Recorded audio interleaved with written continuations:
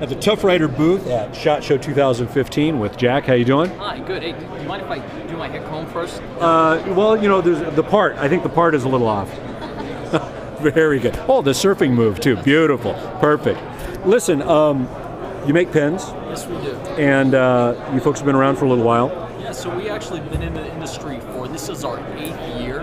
Right. Okay? Started originally from training. I did a lot of impact and edge weapons training, fell in with a good crowd, a lot of military law enforcement training. And so what happened was we found a need for improvised weapons and improvised weapon tactics. So what we did was we listened to the community and much of the training guys that had, and we created essentially something that serves a dual purpose as both an everyday carry pen, an everyday carry item, right, as well as a secondary defensive implement. So yeah. Oh, very good.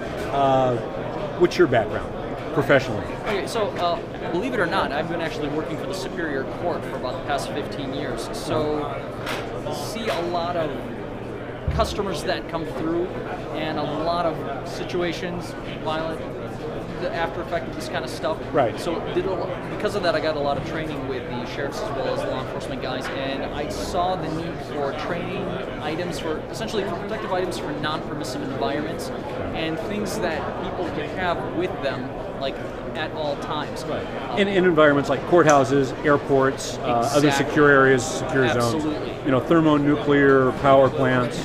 Yeah, I know. I got stuck in one last week. It's dreadful. Yeah, the traffic is just ridiculous. It's bad, you know, yeah. And then it makes your hair fall out. Absolutely. See what happens? Do you That's see what happens. So yeah, exactly. So we started out with a single model, and really the response was excellent. And most of the response for the design came from the training community for asking us to make improvements, enhancements to it, things like that. And like again, so we've been constantly improving and evolving the product. And this is our 8th year in. What was your initial model, if you have one here? Yeah, you know what? I do, actually.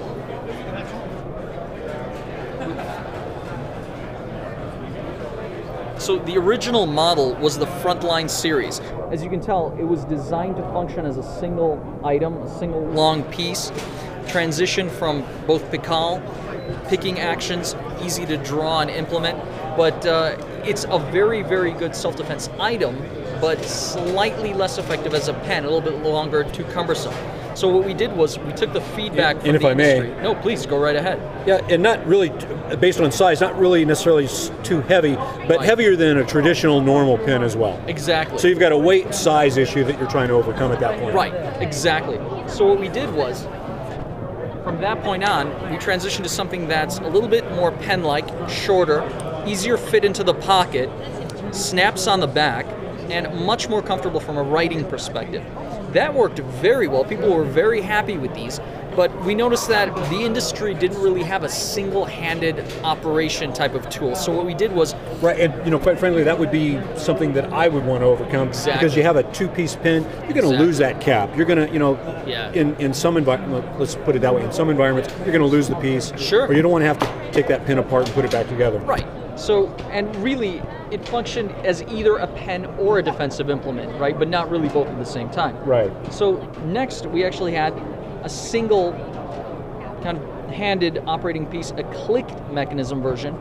Now, this is 6061 aluminum, 303 stainless steel, okay? This one actually has a titanium clip. It's a two-piece camming mechanism, so it functions both as a pen and as a defensive implement in one shot. Right. And they're exceedingly durable. We've actually had people beat them through a 2x4 to see how tough these were. And you've got a split 2x4, albeit with a different pen, but I just wanted to check the weight on this too. So now the weight on this is still relatively, you know, I would say hefty for a regular, just a, you know, out of the store ballpoint pen, Sure. But a bit lighter than that other initial piece. Absolutely, exactly. So, and we've got them in different colors, different finishes. These are anodized, you know, everything to match somebody's shirt, or all the way down to tactical black and gray. And the idea is it's got to be a very effective pen, something somebody could carry at all times, and then still have available to them for when they need it, or should they ever need it for the other purpose. Right. Now you've got O-rings here, is that correct? Yes. So everything right now is like uber tactical, right? We got knurling everywhere, black, edgy. What we wanted to do was create something that was a little less edgy, a little less tactical. A little less tactical Tony, like exactly. I like to say. Nice, Yeah. Perfect. So these have essentially scallops as well as O-rings, and you'll notice that it fits to the hand perfectly. The clip is actually designed to squish and deform. You get an excellent grip on it, okay, without having to look overt or tactical, or kind of like I say, it doesn't have any grooves to make it look like a Klingon weapon of death or anything, you know? Well, this looks very stylized. Yeah. It looks like something like an upper end style pin. In other words, something that a gentleman, a professional would wear with his suit. Exactly. So not that I ever wear suits, but you know, when I do. No, you look great in a nice three-piece. What are you talking about? Hey, so don't try and make me go back to that, please. So it'll draw attention with the right kind of attention. Right, so and may I again? You're right about this knurling. It's nice and deep. You could, man. Yeah, please go right ahead. Just putting. I'm not going to make strikes, but you know, you put a lot of pressure on that, and especially if you've got your thumb indented. Yeah. Or indexed at the back. Yeah. That's not slipping through your hand very easily, right? Unless you've got, you know, moist conditions or a sweaty palm or something like that. Yeah. And you'll notice that the entire piece is modular in design. In other words, everything is functional, and you can take this off. So the camming mechanism easily unscrewed, replaceable should anything happen. The clip is replaceable. So it's designed to not just function, not just hold up, but really to last pretty much forever. Very good. What's the price? And this is a current edition pen, correct? Yes, we are. They're current edition pens. What's the price point on this? It depends. We have stuff in titanium that ranges from $200. We have the aluminum stuff that's just under $100. And these are some of the models here in different anodized colors, correct? Exactly.